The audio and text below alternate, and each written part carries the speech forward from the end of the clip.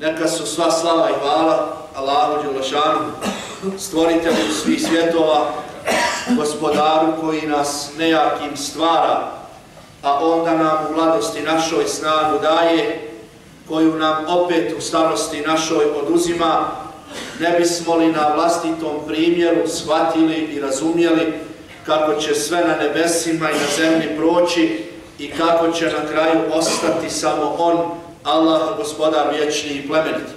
Neka su mir, spas i blagoslov na njegovog posljednjeg poslanika i vjerovjesnika, na njegovu časnu porodicu, na njegove ashabe, one koji su bili njegovi prijatelji i njegovi pomagači na putu širenja vjere Islama, i neka su mir i spas na sve vjernike sa istinom u srcu i djelu do dana sudnjeg. Gospodaru moj, raširi prsa moja, olakšaj zadatak moj, odriješi uzao sa jezika mog da bi razumjeli govor moj. Amin. Poštovana braćo, cijenjene majke i sestre, u mjesecu smo Rebiul Evelu, mjesecu za koga volimo kazati mjesec Allahovog poslanika Muhammeda sallallahu alejhi ve sellem, jer je po velikom broju historičara rođen u ovom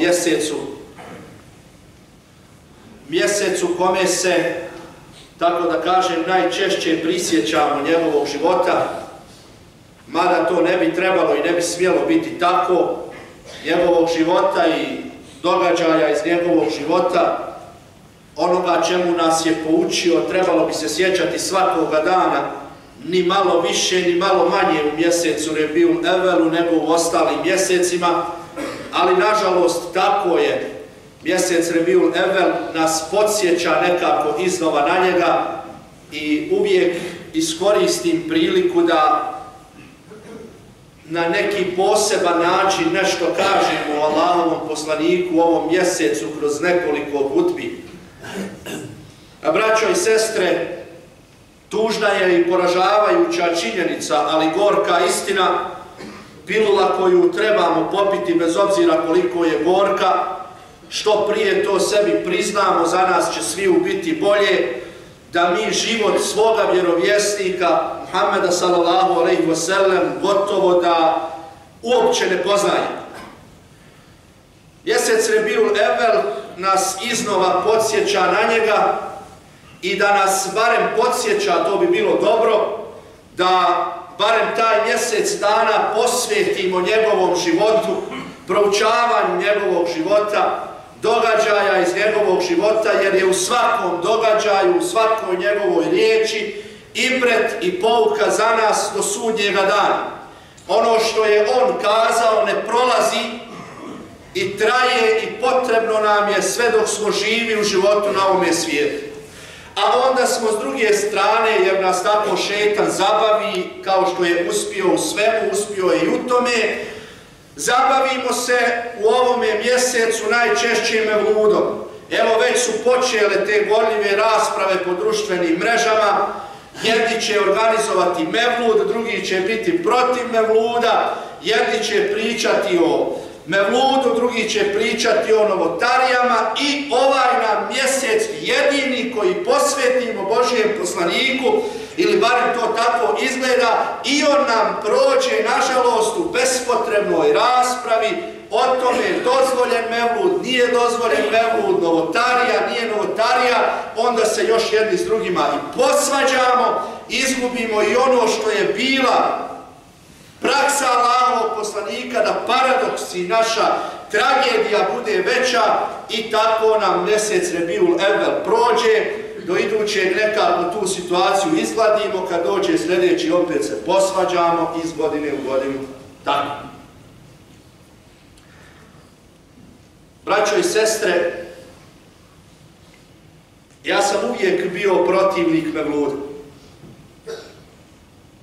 ali nikad iz razloga iz kojeg su protivnici mevluda većina onih koji govore da je to novotarija.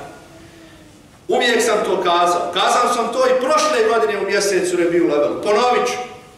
Protivnik sam iz razloga što smo život Božijeg poslanika i njegovu biografiju, poznavanje događaja iz njegovog života s jedne strane sveli na mevlud, a a s druge strane oni koji su protiv mevluda sveli su samo na ganjanje novotarija.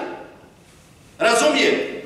Ovo je novotarija, ovo je novotarija, ovo je novotarija, ovo je novotarija, a između toga dvoga, između te dvije krajnosti, izgubi se toliko prakse Božijeg poslanika koju ni jedni, ni protivnici, ni pobornici toga ne poznaju.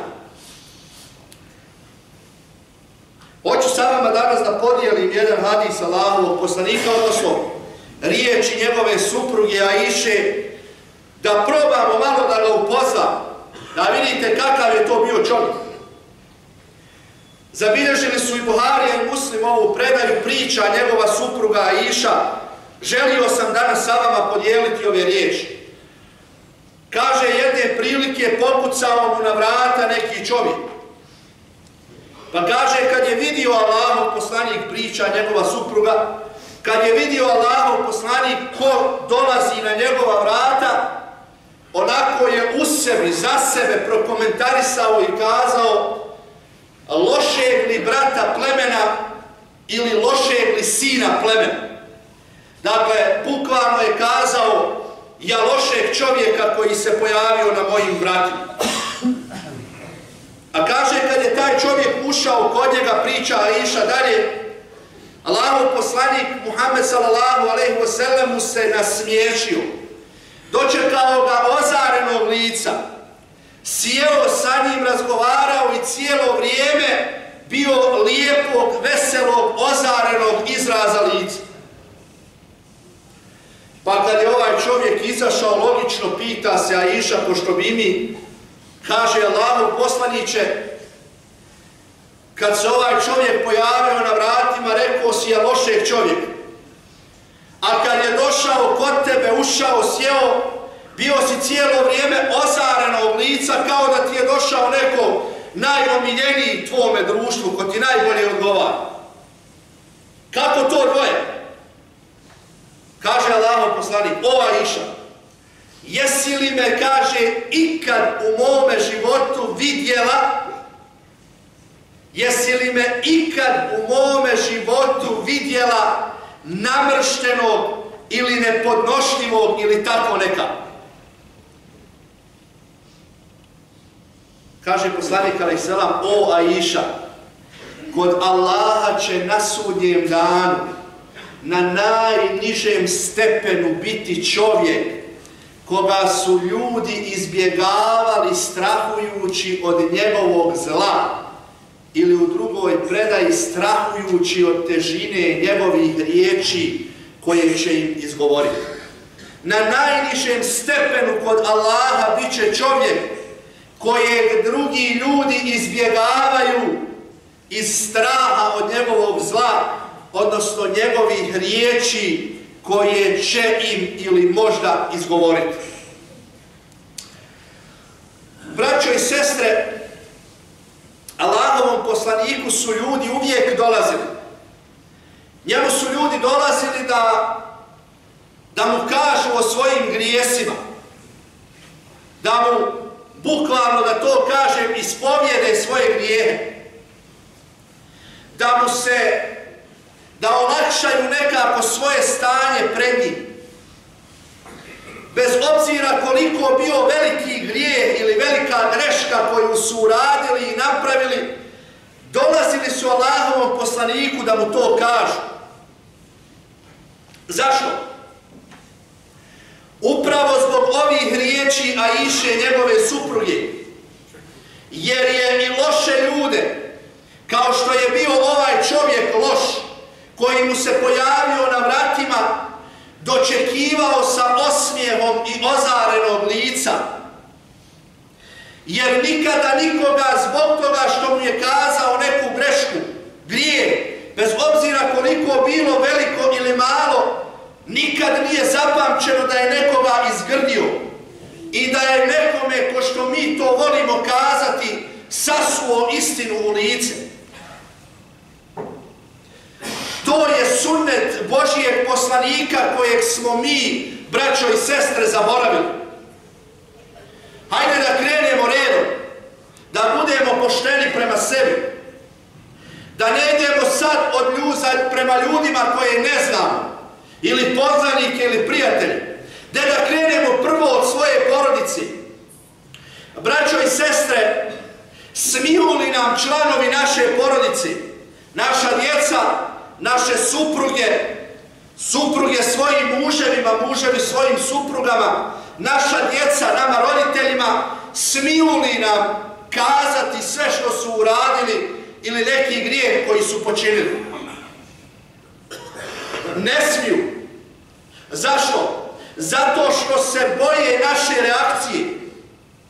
Zato što mi najčešće na grešku reagujemo burno, reagujemo ljutito, isteremo se, izgalamimo i nagovorimo. To radimo sa članovima svoje porodice. Kad dijete napravi neki prekršaj, odmah se na njega izgalamimo.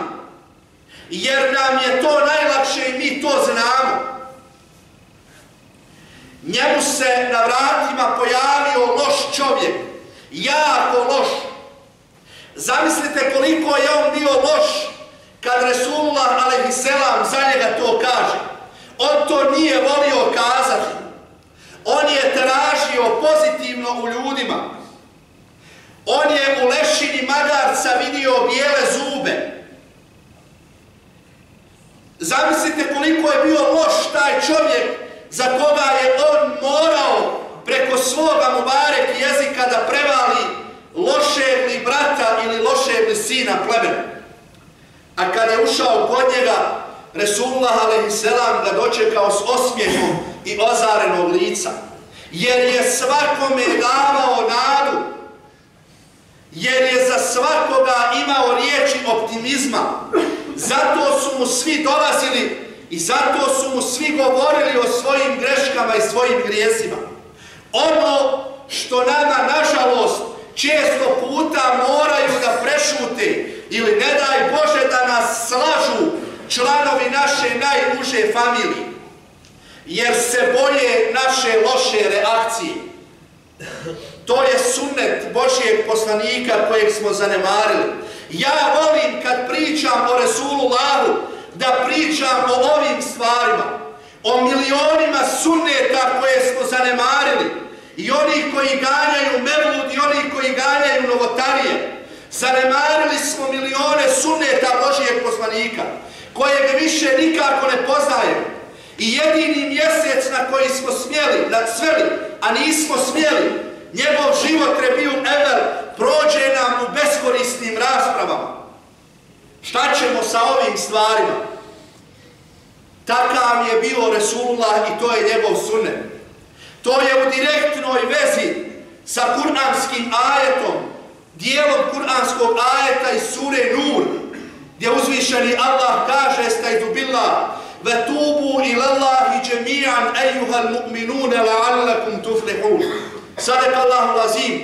Pogledajte Allahove milosti. Pogledajte ovo, braćo i sestre. Allah dželešanuhu kaže: "I svi se Allahu pokajte, o vjernici, da biste postigli ono što želite." Razumijete li?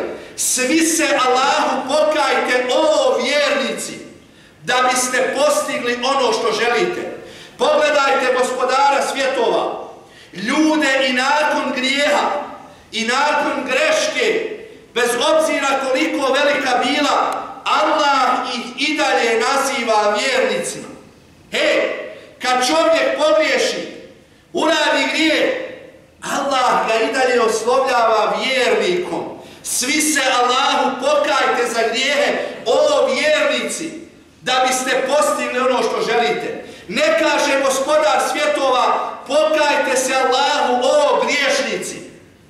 I dalje i nakon grijeha, o vjernici, sa najljepšim imenom Allah oslovljava ljude i nakon njihovog grijeha. Nije li tako uradio Resulullah kad se ovaj loš čovjek pojavio na njegovim vratima? Dočekao ga i dalje ozarenog lica i sa osmijehom, kao što i Allah nakon grijeha i dalje govori: "O vjernici." Braćo i sestre, kad dijete nešto pogriješi, učini neki grijeh, i dalje je to naše dijete. Kad prema nama pogriješi naša supruga, i dalje je to naša supruga. Kad muž pogriješi prema supruzi, i dalje je to njen muž. Razumijete? Mi često puta se ne ponašamo tako. Kad pogriješi, tako ga izgrdimo, iskorimo jedni druge, da nema goreg od toga. To je sunnet Božijeg poslanika kojeg smo zapostavili i zaboravili. A šta je tek s drugima koji nisu članovi naše porodice? Milion sam puta čuo, kaže, rekao sam ja njemu. Ja sam ti, kaže, čovjek koji ono što je na jeziku kaže. Ja, kaže, neću nikome da šuti. Ja, kaže, uvijek istinu kažem. Ko te pita da uvijek kažeš istinu? Ko traži to od tebe? Je li Resulullah a.s. u ovom slučaju, ovom lošem čovjeku sasuo istinu u lice? Nije. Zašto? Kaže Resulullah a.s. ja lošeg čovjeka koji se pojavio na mojim vratima, a onda ga dočeka sa osmijehom. Ali Resulullah a.s. nije bio licemjer, ko što mi često puta budemo iza leđa čovjeku svašta se nagovorimo.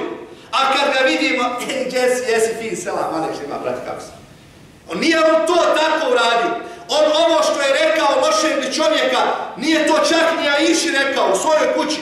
On je to za sebe prokomentarisao, ona je to samo čula. Nikad to u javnosti ne bi rekao ja lošeg čovjeka. Dajte mi jedan primjer za koga je to rekao.